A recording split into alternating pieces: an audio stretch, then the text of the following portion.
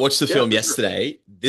I love your films. I remember. I think the first one I saw was The Void. I worked at a Blockbuster when I was growing up, and this sort of how I discovered a lot of the movies that I loved, and The Void was one of them. So I'm a fan of your Oh, work, and awesome.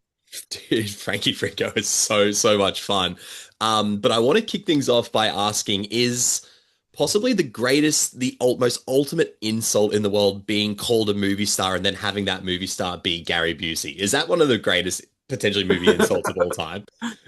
I mean, it's pretty great, right? I have to give Connor credit for that line. Really? All of the weird celebrity references, like he did a punch up on a lot of the dialogue in the script. And I mean, Connor's one of the funniest people I know. That's why I wrote a whole movie around him. Uh, but yeah, so the Gary Busey reference, the Dan Aykroyd reference, like just such weird pulls that are so perfectly Connor's personality as well. But yes, his reaction, especially to the Gary Busey line, makes me laugh every time. It's like he gets kicked in the nuts. It's awesome. It's the verbal kick in the nuts. I was cracking myself laughing. It was so good. But like I said, I'm a fan of your films and I'm a fan of your work, and I love that you as a filmmaker and all the guys at Hours and Six have this reverence for genre filmmaking, but you all manage to have like a unique sensibility. Like you put your own sort of aesthetics on it or sensibilities on it. I'm curious to know how much that is a balance for you as a filmmaker is leaning into tropes of genre and leaning into aesthetics of genre, but sort of also making it your own thing as well. What is that balance like for you as a filmmaker? I mean, for me personally, it's a lot of just intuitive filmmaking, like trusting my gut, uh, and uh, yeah, like not over developing, over analyzing things, like really being instinctual, have like going with my emotional response. It leads to a lot of the odd choices in these movies. There's like lots of lines and moments that happen because they just sort of happened Right. on the day. I think that like that to me is like the true nature of like a lot of great cinematic moments and a lot of movies' personalities is that things just sort of happen, and that's how you get that lightning in a bottle effect. And Yeah. so, yeah, for me, yet leaning into genre tropes, like kind of like building a sandbox of genre Mm. with all the kind of tropes and the trappings, the rough structure of what a movie like this should be. Not that I necessarily know what Frankie Freako, what like structurally, I don't know what that's supposed to be. It's kind of just its own free flowing thing. Yeah, But yeah, no. you build the sandbox and then you play within it, and that's something I've been doing since the Astro on 6 days. Like Mm. going back to Laser Ghost 2. Yeah. It was like one of my favorite experiences shooting anything ever because it was just me indulging my Albert Pune uh, Empire Pictures Full Moon, Yeah. like Trancers, Nemesis, all of these kinds of like sci-fi action horror franchises. Mm. I just kind of like visually built the landscape and then I dropped those guys into it and I let Yeah. them mess around and say dumb shit, and that's what leads to the kind of magic that ends up on screen. I think is I It, get to like kind of puppeteer these things mm. and just see organically what comes of it.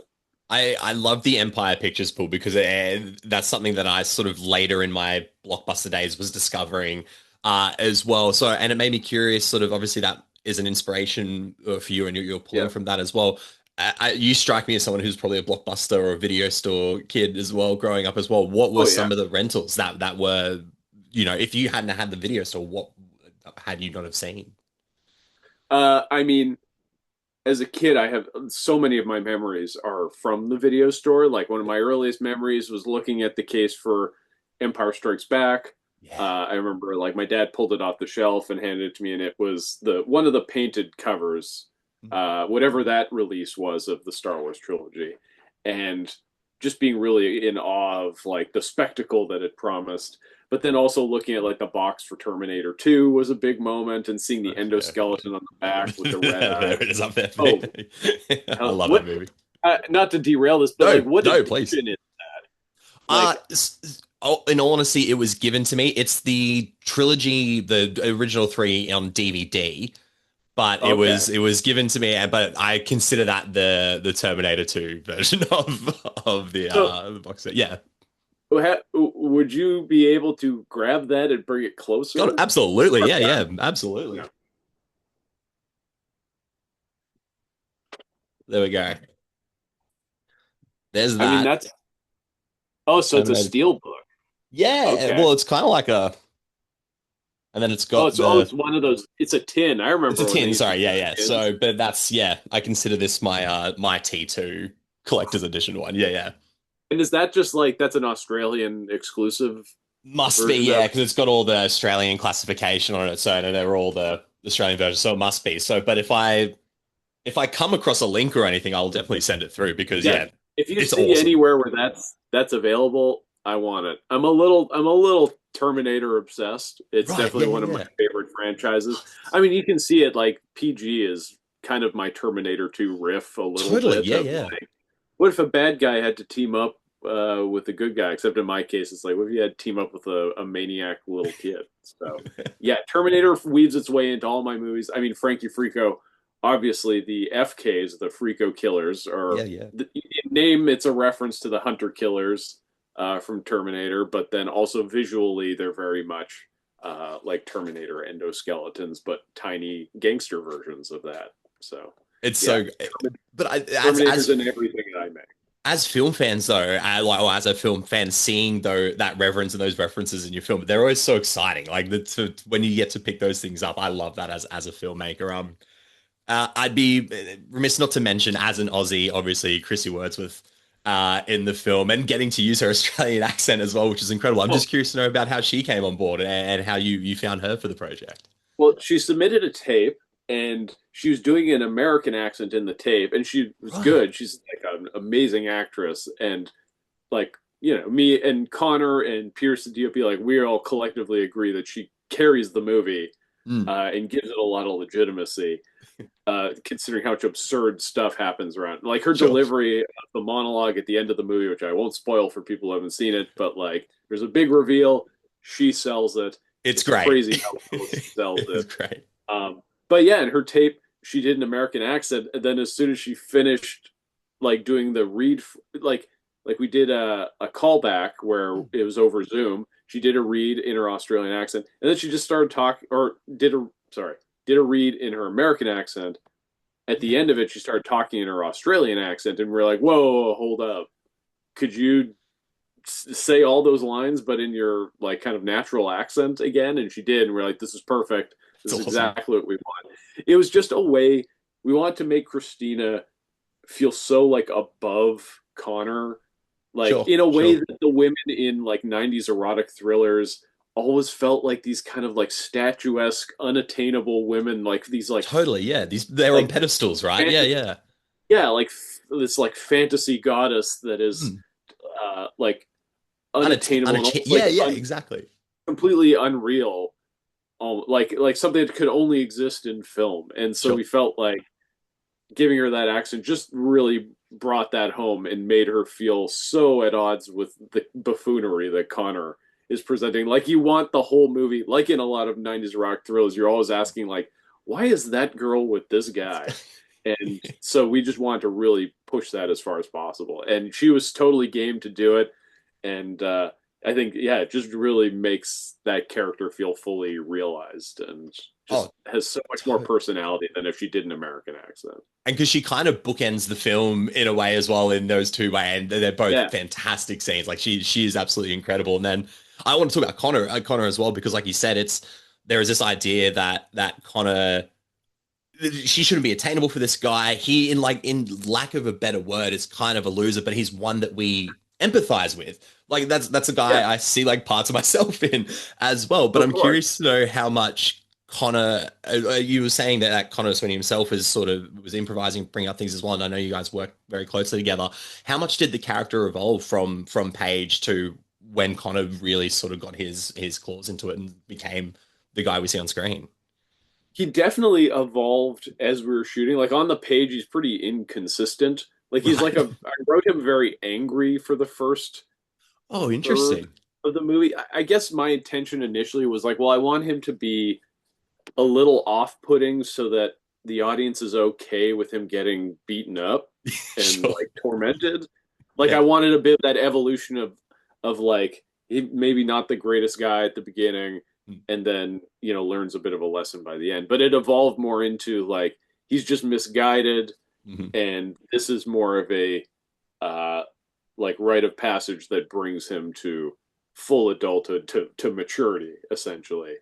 Um, but yeah, Connor, we started the first few days. I think we were still kind of shaky on what the character was, Right. and then when we got to, I think it was day 3, we shot Connor's side of the scene in the kitchen where he's confronting the Freakos. Because what we Yes. did was we shot a lot of the actors first in principal photography, and then we Right. would flip around at the end of the shoot. Like the last few days, we were just doing basically whatever Connor was looking at. So all the shots of the puppets. Puppets and stuff. So Yeah. so we weren't trying to do too much puppet and Connor at the same time. Right. But so that day 3 was just on Connor, and just Connor walking into the kitchen, surveying the damage, and trying to like be tough with the Freakos and failing. Mm. And in shooting that scene, we really found who the character was. And we're like, oh, this guy, like, he's just a dork, Mm. kind of like almost like dad energy dork who doesn't have it in him, doesn't really have the confidence Yeah. or the pull to actually like make anything happen. So he's trying to be tough with these Freakos, but you can tell even as he's saying it that it's not convincing and nobody's going to believe. Like what I love when he picks up the phone and he's like, "Get your little butts out of here! I'm calling the Yeah. authorities." Yeah. Just such a like pathetically dorky way to say Yeah. that. And there's like moments like that where I'm like, "Oh yeah, that's who this guy is." Mm. Like it. That's when it got funny and really engaging at the same time. So it, yeah. it works it works so well, and then there's then that two-hander with him and the Freakos is a great sort of dichotomy in a relationship, and then it works with Christie's character as well. Like it feels very fleshed out and fully rounded. I also want to ask, so you mentioned the puppets, obviously, and that's obviously a huge aspect of this film, and also a lot of that work you've done, and I know you've done lots of special effects work and VFX work before as well. I'm curious to know how much working in special effects and puppetry and all of that influences and inspires decisions you make as a director, and then vice versa, how much directing has sort of helped you then in the special effects realm. Do they sort of go hand in hand a little bit as a creative? I mean, knowing how to shoot in effect Yep. is everything. Yep. Working in prosthetic effects, I've been in a lot of scenarios where you're bringing a thing to set and people don't really know what to do with it. Like you try to explain like this effect works this way from this angle with this kind of lighting, and they're like, "Well, no, we want to shoot it the complete opposite way in a wide shot." And like when you also direct and can visualize these things, it's easy to be like for example, say you have like a slit throat on an actor. Sure. So you're going to have an appliance on the front of their neck. Hmm. There's probably going to be some blending at the back of the neck that might look a little crunchy, and then there's a tube running down their back. Yeah. So if I'm also shooting it, I'm going to know like, all right, well, we're never going back behind the guy. We're staying on his front. We're staying on the neck.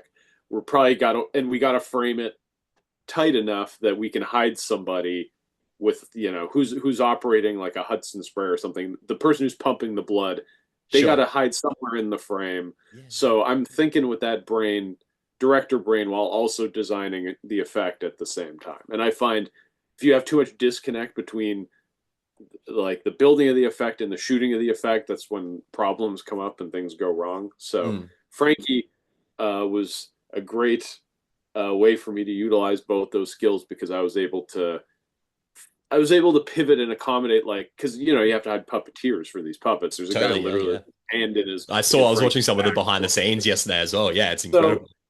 so somebody that guy has to go somewhere. He Totally. can't Yeah. just he doesn't just disappear magically. So yeah, like being able to know that, going into a scene knowing that, knowing like, okay, well, where can we put him in this room? Where does the camera have to be? And then also knowing like, are there cases where it has to be VFX or where I have to paint out the guy? So if that's the case, like making sure the camera's locked off, like Mhm. like thinking with VFX, practical effects, and director brain at the same time with all of these sequences was super crucial to getting this done. Also, the fact that I'm on this movie especially, I was doing a lot of the VFX myself. I mean, I had a bunch Yes. of help from a bunch of different people, but Sure. a lot of the like paint outs and stuff I was doing.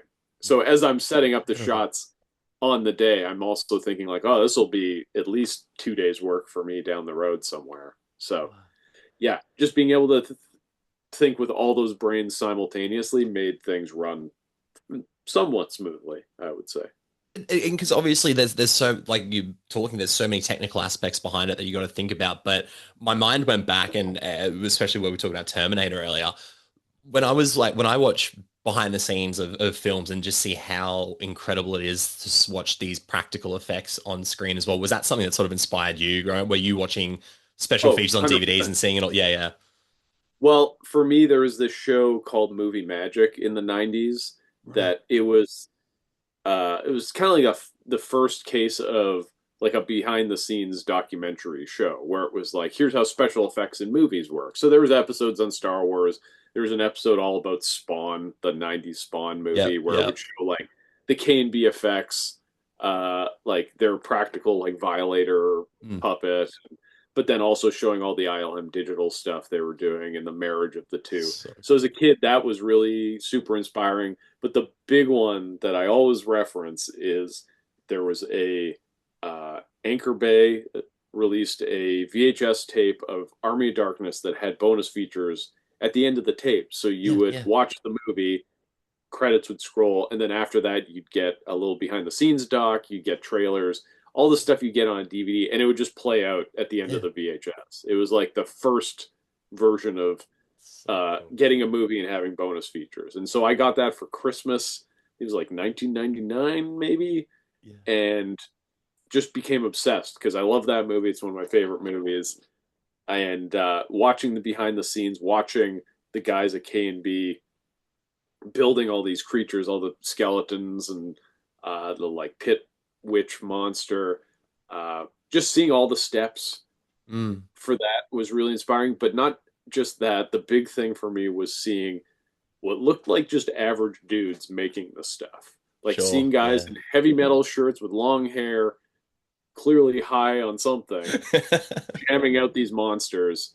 And yeah, it was just like it suddenly grounded Mm. the process of making movies for me. Suddenly it became achievable because I was like, well, those look like real normal people making this stuff. I had it in my head up to that point as a kid that like, oh, like every movie is like ILM where you've got like, it's like all the money, all the resources, and it's Yeah. like All the these like people. Yeah. genius minds are like inventing new ways to create cinema. Mm. And so with Army of Darkness being able to see like, oh, those are just like janky rod puppets for the skeletons. There's like stop motion. Yeah. Just seeing like Sam Raimi goofing around, just even just witnessing that dynamic of Sam Raimi and Bruce Campbell, and like Mm. just the kind of funny bit that they Yeah. do in behind the scenes where Sam's always torturing Bruce, like that kind of stuff really it just like flipped a switch in my head and I was like, oh, like clearly making movies is the most amazing fun thing ever. I should be doing this Mm. all the time. So yeah, that was really the tipping point for me into like I'm gonna make my own movies. I'm gonna make my own monsters. I'm gonna try to Incredible. emulate whatever that magic is in Army of Darkness all the time That's with every incredible. movie I. And sort of that funny you bring that up, that relationship between like Sam Raimi and Bruce Campbell and stuff, because I think like I was lucky enough, I spoke to Chris Nash last year for In a Violent Nature. Oh And it yeah, was such a great it was such a great chat talking about that. And obviously and I know you've worked with him before, and we were talking about the Astron 6 crew and stuff. How important is having a like-minded community of creatives when you get to work on these films? Like it takes a village to make a film, but when you are surrounded by people who want to have just as much fun as you are, and then you guys are teaming up on things like Frankie Freako, how important is that to you to have that sort of fostering that community of creatives for projects like this? for me it's like just a big comfort thing. Like Sure. I've had Nash work on almost all of my movies at this Yeah, point. Like yeah. he started as an intern on The Void, and Wow. then came out like he was the key prosthetics on set for Psycho Gorman. Yeah. He built a bunch of stuff for Frankie Freako, a bunch of like mechanical stuff, puppet stuff for us. He was on set for Deathstalker. He built a few things for that as well. So I don't know. I just love having a bunch of buddies who are always making stuff. Like that's all I want. I just want to go to set and have it be like the same 20 people that I know every time and we all get along. Yep. But also it's not just like yes man mentality. Sure. Like Nash has very strong opinions and Yeah. it's it's fun to like get into it with him about stuff because he Totally. Yeah. sees things a certain way and I see things a certain way. But I think ultimately that just leads to making everything better because you have Mm. it's like you've got people cross-checking your work and making sure like does this actually work Yeah. or are you just telling me that it's good, you know? Yeah. Like if something sucks, I can always count on the Astron 6 guys, Nash, uh like all the other like Canadian filmmakers that I work with. I can count on them to tell me if something is bad and Yeah. that it needs to be better. So, yeah, Uh, and I think that's super important. It's the art of, it's the beauty of collaboration, right? Like that's what makes great art at the end of the day. And as audiences, we get to consume it, which is even more exciting. I'll wrap up on this. I appreciate you taking so much time with me today, but I have to finish on this. I am the biggest advocate of fart jokes in film, and anytime fart jokes pop up, and no matter who the filmmaker is, no matter what the movie is, I will always try and ask questions about fart jokes. And I love the way you sort of always also subvert fart jokes in this film by literally having products that are called fart, which I was pissing myself laughing. So I'm curious to know for you, in your mind, what is the key to a good fart joke? What makes you laugh about farts?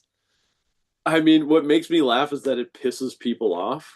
I think this is what I've evolved into as a filmmaker because this is a pretty punishing industry Sure, full of yeah. lots of like egomaniacs and pretentious people who are so up their own butts about the like artistry of film. And Mm. so for me, giving those people a headache is half the fun of doing this. Yeah. And so any chance to integrate a fart joke, which I know will just they'll just put a scowl on their faces, makes me very happy because you're not going to get a fart joke in I mean I was going to say like an Ari Aster movie, but actually that guy I He, feel like he after he Bo's Afraid, I I think he'll don't do anything, man.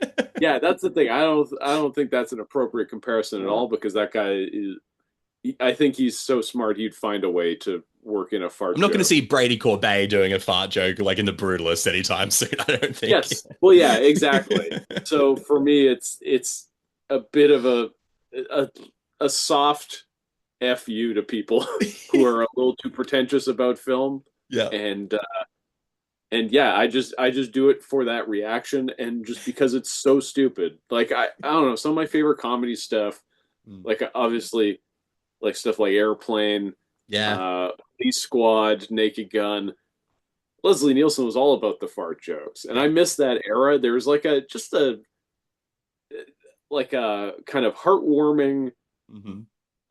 like family quality to it. That's something I tried to evoke with Frankie Frico is Yeah. Yeah. like I don't need to lean into offensive stuff. I don't need to lean into like tormenting people or Mm. punishing people or punishing the audience. And to me, like that level of humor is just so childish and innocent Yes. that Yeah. I think it just fits the vibe of what I was going for with Frankie Frico.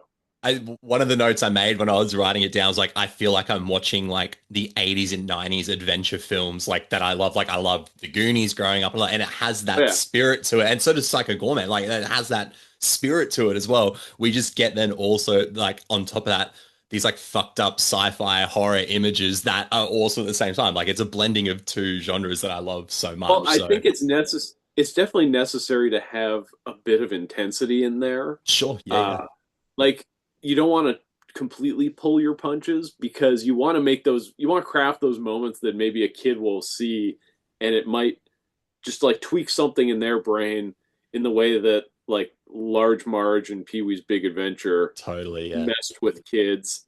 You know, like there was just these moments in these 80s and 90s movies that were meant for kids that were just like a little too intense. I even think like Ernest Scared Stupid, like the Yes. trolls Yeah. in that pretty intense and them turning kids into little wooden dolls really bothersome and upsetting. So like there while there were movies meant for kids and family watching, they were not talking down to the audience, and they were not Totally. playing it so safe that there was no, like, the adventure didn't land, like it didn't pull its punches Yeah. in that era. So I wanted to try and evoke that with Frankie Freako. Well, with all my movies, I guess. I know, and I think you do, and I think it almost like keeps, I guess, for lack of a better word, like this tradition alive. We don't see a lot of those movies these days, and like I know some people say like nostalgia is a drug, but sometimes it's fun to like go and revisit those feelings and those atmospheres and those tones, and I think that's exciting what you guys are doing.